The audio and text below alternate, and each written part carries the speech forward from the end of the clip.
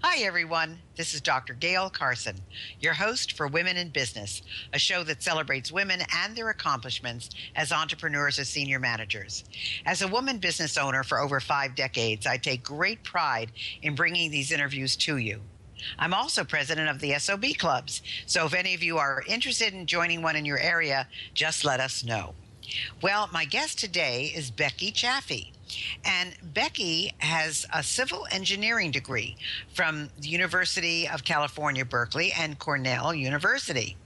And although she worked in the field for many years, she also devoted her time to raising two musical children and volunteering in schools and churches. And belonging to a business club and a member of Kiwanis, her children gained independence, and of course, she had time to sew. So, a creative, out of the box thinker with a sense of design, which is who she is, and a love for music, she made a violin shaped purse in which local professional violinists love to carry the extra strings, a metronome, and equipment on stage. These items were usually left backstage in their cases. So she started a small business, Violets by Becky, to market her bags. And those bags function as whimsical, wearable art purses, but are also a hit with musicians. Boy, Becky, welcome to the show. You are certainly a lot more creative than I am. Thank you. Nice to be here. Well, I can tell you, I don't probably have a creative bone in my body when it comes to designing or anything to do with art or architecture or anything like that. So let's talk to you about what made you think of sewing a violin and how did you name the company? Well, I'm a gift giver, so I hadn't had time in years because I was a taxi driver and my daughter was not in a hurry to get her license. So both my kids all of a sudden had their license about the same time, and all of a sudden I had time to sew. And in 1 year, I sewed about 8 or 10 purses as gifts. And buying 3 different patterns, it was amusing to me that the 3 patterns were constructed completely differently as a purse. And so I was walking through a craft store and saw this button that looked like a violin chin rest. And it popped into my head, I've got to sew a violin purse. So I did, and a friend of mine for years had been telling me, oh, you're so creative, you should sell things on Etsy. Well, you just can't sell things. But anyway, this was different, and it's very sweet. And so I invited my daughter's violin teacher. My daughter by then was in college, gone away. I invited her violin teacher to come over and look at it. Well, we weren't really friends. I mean, we were friendly, but she is an elegant woman, and if I was going to sell them, I wanted them to be elegant. So she came over, and I was quite embarrassed because you don't need a PhD violin player from Juilliard to judge a purse. But she not only liked it, but she said, I need this. And like you said, to carry my paraphernalia, my spare strings, rosin, metronome, they have to leave their cases backstage. Even during rehearsals, there's no room on the floor for their cases. So they're allowed to bring one thing like a purse, and this was perfect. And then people asked her about it. They loved it, and a cellist wanted it. And then the cellist needed it bigger. She loaded it down with more stuff, heavier. And so for a whole year, I sewed them to improve them and develop them to make easier to make and more practical for use. They're still not easy to make, but they're awesome. Wow, that's fantastic. You know, it's amazing how out of just one little small thing, a whole business is created. So now you have many different styles, evidently. So what is your best seller and what's your favorite? So yeah, I guess I didn't finish the last question. The violets were named after little violins, obviously, and the Violet name was taken, so it had to be violetsbybecky.com. And then, yes, people asked for more instruments. First, a lady said, if you make a guitar, I'll buy it and give it to my boyfriend for his birthday. So I made guitars, and then ukuleles came out of that because there's a ukulele craze, I think, and they're so similar to guitars, and then grand pianos. But the most popular are the guitars. They're hand-painted. And some of the most popular painting designs are a silhouette of a hand making a peace sign over an American flag, a long stem rose, and there's a design I call black elegance or red elegance. It's a black or red background with some beautiful scrolly gold scrolls, I guess. And that's pretty. And the ukulele with the pineapple painting, with the whole ukulele is painted like a pineapple. That's very, very popular. But we love custom orders because my artists and I have fun making up new paintings. Well, you probably always have to come up with new designs and new ideas. Yes. And but it sounds like you don't have any problem with that. So that's the important thing. And I would think, your engineering background. I mean, engineers, they're often thought of as not creative, but you have to be creative because you have to understand everything that goes into a particular project. So have you won any awards doing this? Well, I collaborated on this project with my brother, who is a composer and writer residing in Berlin, Germany. And he wrote some stories, and I constructed some handmade violins to go with those stories. There's a Romani or Gypsy musician story, and a Chagall pilgrimage story. Anyway, I submitted my violin artwork, handmade violins, to the Arts in the Airport. Most of the airports these days have Arts in the Airport exhibitions. So it will be for the next 6 months in the local exhibit at the Tyson McGee Airport. That's exciting. Wow, that's very nice. So all of a sudden, you went from being this engineer to being a mom to being a designer and owner of a business. So what is your favorite part of all of this? Well, I love designing. I love inventing new things. That's so much fun. But a new thing to me is going to these festivals. That's so fun. Of course, I sell best at a music festival, but I just went to Nashville to the Cherry Blossom Festival, and oh boy, I got a new client there. Somebody wants to buy my purses to give to visiting dignitaries. But what's fun at festivals is people seek you out and come and tell you their stories, their music stories, their children's stories. And amazingly enough, so many people peek into my tent and tell me what a genius I am. You wouldn't believe how many people do that. And Well, all the people who can't design, I'm sure feel that way, because that would be somebody like me. But again, now it's very interesting because there are people who follow festivals and do exhibit what they make or sell there. Is that part of your plan, or do you do that already? That is a whole lot of work, and I have so much fun. But festivals are thousands of dollars, both to enter, or the big music festivals are at least $1,000, and then the money to travel and stay in hotels, and so it's difficult, but it's fun. So no, I'm just picking. I'm going to a wine festival soon. Just picking and choosing and see how it goes. So what is your company mission then? Well, I have a mission to give back to youth music education. I've donated a number of bags to causes for fundraising for that. I have helped people physically, pitched in my labor and gotten some donors besides myself for fundraisers. But a big thing I did is I ran my own fundraiser for the local Joy of Music school, which gives free lessons to underprivileged children. But best of all, I hold an annual youth composition and songwriter competition for ages 10 through 18, and it turns out it's a national competition. They submit their scores and recording online.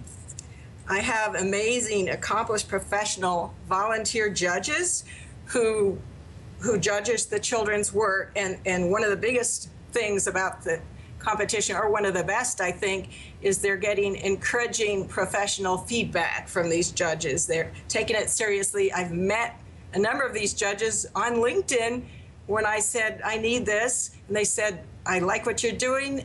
We want to give back. People have helped us along the way. I have an Emory composition professor who writes commissioned music for the Atlanta Symphony is one of my judges. This is amazing.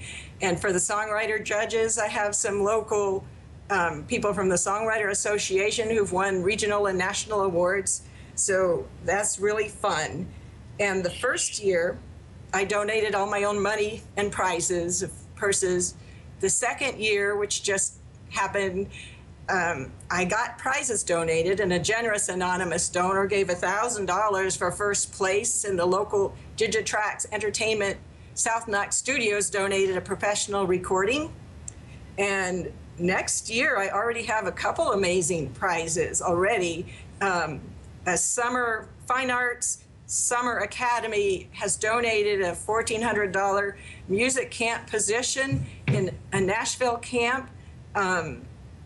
It's run by the Annie Moses Band. So that's exciting. And I have a guitar donated by U.S. Music Corps. So you would say then that you have a small business, correct? Very small, yeah.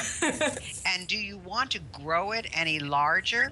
I mean, we have people listening, and sometimes they think, oh, I've got to start, and I've got to grow this to this 7-figure or 8-figure type of business. I've got to hire people or subcontract out to people.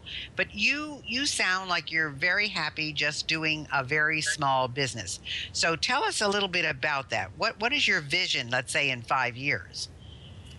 In 5 years, I would love it to be humming along. I would like to have a few people helping with the social media, and actually the competition is so great fun and it's so special, but it's huge work, you know, to get the prizes, the press releases, the everything. It'd be nice to have a few assistants, but I need people. I have a lot of wholesale clients, but I don't make much on them on that markup. I need people coming to my website so that I can afford to grow to a few employees. Well, I think that's an important lesson. I think that our listeners need to be aware of the fact you need to look at what you want the end result to be. And even though here we are women who are givers and sharers and we want to do for everybody, you have to make a living and you have to have a profit. I mean, those are okay things. So I think that an important thing for our listeners to pay attention to is to say, okay, where do I want to be in 5 years? And therefore, what do I have to do to get there? And I guess, Becky, that's something that you're looking at as well. In other words, maybe you shouldn't be supplying things wholesale, or maybe the costs have to be more, or maybe you only have retail, or maybe you only do one festival or one competition a year, depending on what you can provide, so that, you know, Becky keeps her sanity, which is an important thing as well. So give us an example of who your clients are. Well, one thing about the wholesale, no, I really don't make money from the wholesale. It's very hard when you do handmade or locally done stuff. But one thing about the clients is I've proved that people that see them in person pay very well for them. They like them. I have them on sale in Nashville, Memphis, Austin, Texas, Hawaii. There's a gallery in Hawaii that's a music venue that's kind of fun. But I'm on eBay, Amazon, and Etsy. It'd be wonderful if people would come to my website. It's hard work to get people there and to purchase from there, I think. I think they think that maybe Amazon is more credible because it's Amazon, but they take so much money from me, I've bumped up my prices for that. If they would just come directly to the website, it would be, they might even pay less. Well, that's true. You know, people don't realize that, because I know that Amazon, of course, have sold my books and so forth, and I know there's not a whole lot of money to be made there. There's a lot of prestige because you can say you're on the best selling list, or you were in the top 20 or 50 or whatever it happens to be. But it's true, you make very little money when it's offered through Amazon. So your website is Violetts, Violettetts, by Becky.com. Is that correct? That is right. And so if people wanted to find out what you're doing and buy any of these, they could go directly there and probably get a much better deal than they would anywhere else. So how did you get these particular clients around the U.S. who are featuring your bags? Well, hard work, phone calls, emails. Some of them have seen me on Amazon and contacted me and said, I like your product. Some in Nashville, I'm not that far from Nashville, knocking on doors, joining clubs, societies, so you get to meet people. So are there any famous people who own violets? There would be a couple. Gaither Group gospel singer songwriter Woody Wright purchased one of my guitar bags, and when he purchased it, he was very excited. He said, now I'll never lose my mic wire again. You know, the wires that go around your head. I imagine when you travel from place to place, it's easy to mistake it. So also I have a photo of Maggie O'Connor, who was Maggie Dixon then, wearing my handmade violin purse coming out of Carnegie Hall with famous now husband fiddler Mark O'Connor and famous violinist Rachel Barton Pine. So they fit in, my handmade ones can fit in very stylish places or affairs. A producer purchased a violin purse for Scarlett Riviera, who recorded with Bob Dylan, and most recently, the NBC Voice winner, Sarah Potenza, has one of my Peace Flag guitar bags, and she says she loves it. Well, now, do you have testimonials from those people? Yes, to some degree, yes. Well, to some degree, though, but it's very important for our listeners to be aware that one of the best things you can do, especially when you're a small business, is to have testimonials from very credible people on your website. In fact, if you can make them video testimonials, it's even better. So I would strongly suggest, Becky, if possible, get them on your website, get as many as you can, and get as many as you can that are videos, because it's very, very important to do that. Now, you also mentioned something about hand-painted bags. So who are the artists that paint your guitar and violin bags? Oh, most of the all of the guitar paint. All the guitar purses are hand painted by some local Tennessee fine artists that I hire. But I've been taking classes myself too, and I have great fun painting them. And I'm so excited when people buy my paintings at the fair. So they've had a chance to look at them all, or at festivals, they look at them all and then they choose mine, and that's so amazing and fun. Also, I sell that paint your own bag. So some people really like that, and I sell them with instruction kits, and I can provide all the paint too in a shipment if they like. I would think those would go very well in art stores and hobby stores and places like that as well. Well, that's a good idea, but people don't realize how hard these are to make. They're very hard to make, and if I don't go to the third world and have who knows who sewing them, they get a little bit pricey. So when they double, the stores want to double the price, of course, and some stores triple the price. So that's well, I can understand that, and of course, that's called business, you know. But I do know, I went to a women's seminar not long ago, and they did work with third world countries, and they did work with women who really didn't make that much money. I mean, if they made 50 cents a day, they could actually provide for their family. So there are a lot of third world countries who do very skilled work, who could probably work with you, and you'd be able to do a much larger business because you'd have a lot more to sell, and it wouldn't cost you that much to get them made. But I would certainly think that if you're doing this all yourself, that you need to get a pretty penny to make sure that you're coming out ahead on all of this. Because otherwise, you know, you're doing it because people appreciate it, they love them, but Becky has to, you know, grow her business as well. So what about other projects? Have you been asked to do other projects? Yeah, about twice a year, people ask me to do other things or similar things. And most recently, I actually made a flute purse. It was very little sewing, mostly sawing and drilling and gluing, I think. But that was fun. I've got asked several times to construct a guitar case that has the look of my purse. And are you still in? Hello? Hello, yeah, go ahead. Okay, I'm sorry. Anyway, people have asked me a number of times to make a case that has the look of my purse, but I need somebody willing to fund the work, the development of it. So how much does one of your purses cost, Becky, to give our listeners an idea? They can range from $50 to $200. From $50 to $200. So it's something that when somebody buys it, I mean, it's a sizable investment for them, and they're going to want to keep it and they're going to want to show it off. Is that right? It's a really special gift, yeah.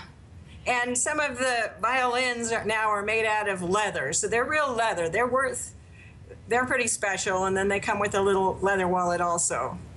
So how many can you personally produce a month? Oh, I have outsourced them, but they come in and I still have to finish making them. Okay, So that makes a lot of sense, yes. I finish making them, and then for some of them, all the guitars and ukuleles, we hand paint locally, and that's pretty nice, makes them very special. Fantastic. Well, gosh, you know, I think this is very unusual. I can tell that you get a lot of gratification out of this. And I know that the people who buy your merchandise are so honored to have these because they're not something that everybody sees everywhere. They're very unique. They make wonderful gifts. And I can see where this is something that, you know, is a big passion for you. So, how do your kids feel about this? Is this something that they're going to help with or take over, or do they have interests of their own?